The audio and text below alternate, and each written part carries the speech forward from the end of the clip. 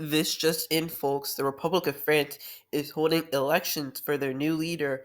In one party, we have the current leader, Emmanuel Macron, and in the second party, we have a man who would be average height for the time in the 19th century, but not during this time. We have Napoleon Bonaparte.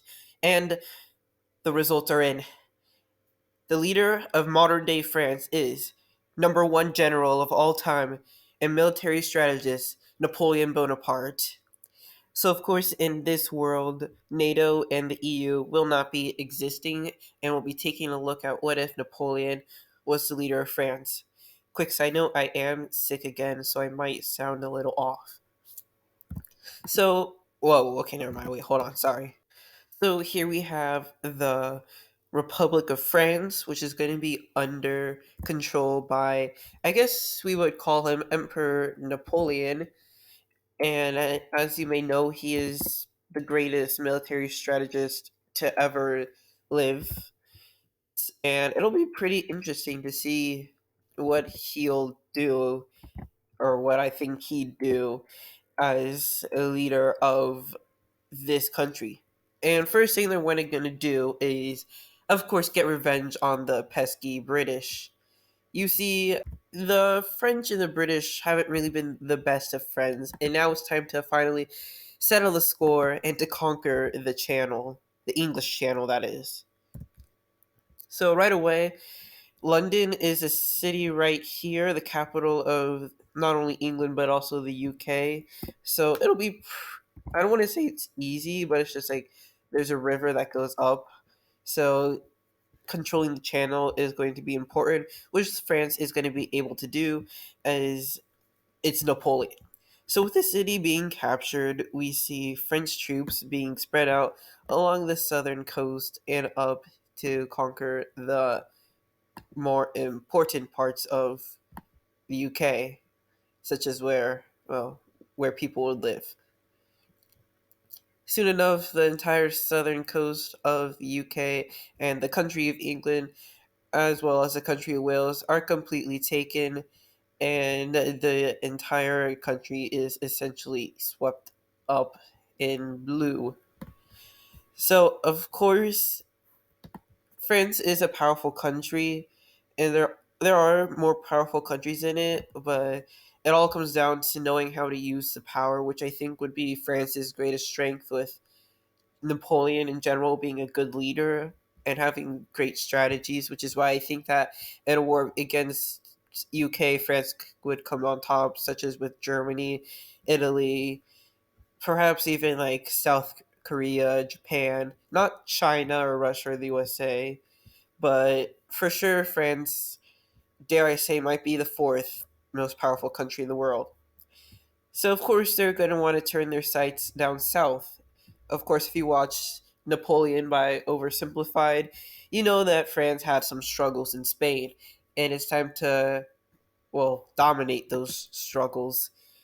With the French troops, first of all, taking the key point of Andorra, now they are ready for their invasion.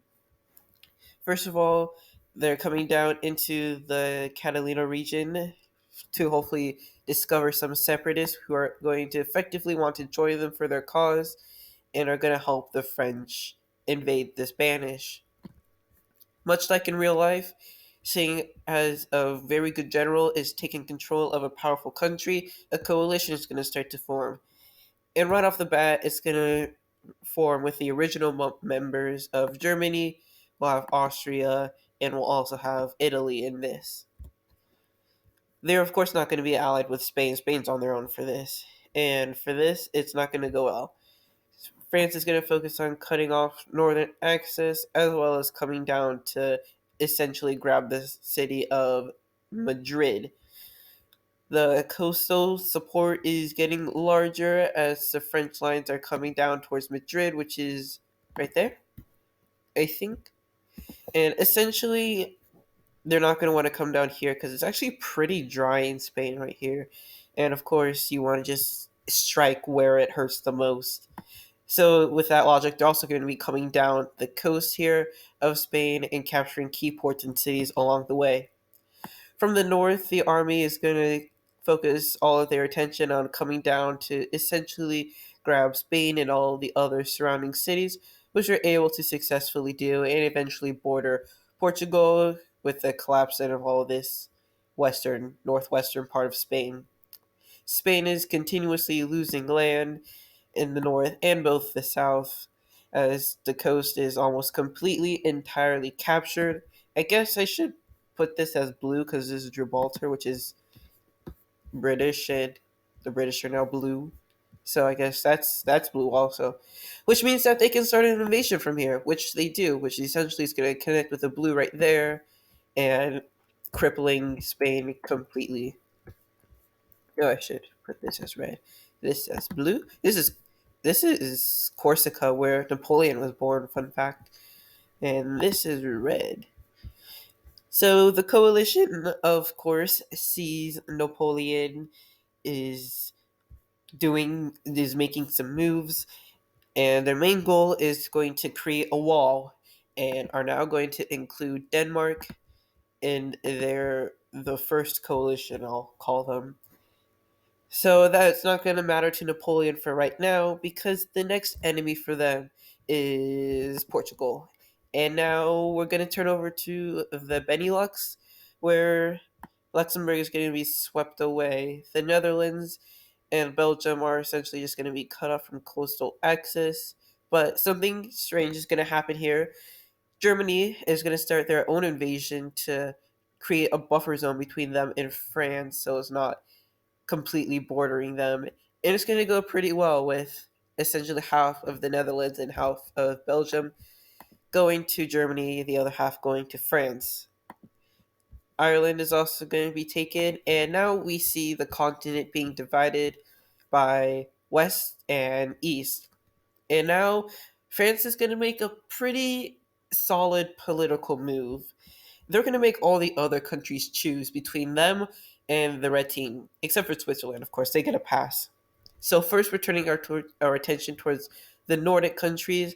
We see Sweden joining the red team, Norway is opting for the blue team, and Sweden is joining the red team. The rest of the people over here don't feel as panicked to choose because there's still this whole area, but essentially, I'm sure in the end they're going to have to choose. So Napoleon is seeing this, of course, and they know they can't attack Switzerland. I don't think they want to go to war with the red team quite yet. So perhaps they'll opt for something a little more a sneaky tactic. This is supposed to be red. So, with the addition of Norway to joining France's noble, very noble cause, they're now going to have access to more of the Baltic area, which they're going to use to invade Latvia over here. And of course, it's going to be quite an easy invasion. Seeing this, the red team is going to understand right away what Napoleon is going to do, and more people are going to be forced to pick a side, which Poland is going to join the red team, and Czechia will as well, whereas the Baltic countries are going to choose blue team. Now we see Napoleon making a Napoleon move and attacking Italy, actually, just as he did so long ago on his first campaign all by himself. With lightning speed, they are going to be able to successfully come into the northern area, but of course they're going to want to not go through the mountains as much as he did in real life. From Corsica, this Italian island is going to be completely captured, and the campaign for Sicily is going to occur. Germany and the other red team is, of course, going to send troops to help, but that's only going to weaken them to allow for an invasion of Germany, which, of course, isn't going to be led by Napoleon, but is going to be closely watched and monitored by him. Italy continues to lose land in both the north and the south, as eventually the entire Sicily island is captured, and this part of Italy is being attacked and captured by the blue team. From the north, France is going to cut Italy completely off from ally aid, essentially making it harder for the Italians to fight from both the north and the south. And in case you're wondering, Napoleon is here in the north, so they're making great advancements with the eventual capture of Rome, and the entire country will fall. Next, Napoleon turns his sights to Austria and comes in from the south, from all the south of Austria, cuts off this area from Germany, and moves on to the Harlan to capture Vienna, which he successfully does, and is now on to Czechia. The Allied team is completely discombobulated from this stunning attack, and Germany essentially is continuing to lose many and many troops and land to the French team. Czechia borders are breached, and Napoleon's beginning to enter it when everything halts and a peace treaty is reached, which is essentially going to be Czechia is free, Germany is free. We got blue through the Benelux, and Italy remains blue, and the entire coalition is forced to disband. So there we go. Napoleon just had a huge victory, which is this is pretty big to the morale. Of course, the Allies are upset about this, but the fun's not done yet. Napoleon has really been an admirer of the cold, so they're gonna go over here and assert their dominance in the Nordic region with an immediate war against Sweden and Finland. So from Norway, we're going to see the Napoleon troops coming in from the west and taking as much Swedish land as they can, and of course sticking to the coast as not to get, just brutally murdered by the snowy areas, and are coming up along through the coast, taking quite a bit of land, and seeing Stockholm and eventually capturing it, and from here sailing over to Helsinki. With naval landings, Finland continues to lose land when the countries down here start to get a little rowdy and form another coalition. This time, Denmark, Germany, wrong color, Poland, and we got big boy Russia joining in along with Ukraine, Czechia. So this is a bigger task for Napoleon, of course, having Russia in, and immediately the French are kicked out of Finland. The Russians also began their own invasion of the Baltic countries and are going pretty well because there isn't much troops here to defend. And Napoleon is going to have to try to quickly wrap up his work in Sweden to get back down to Germany because, well, we got some red where there shouldn't be some red.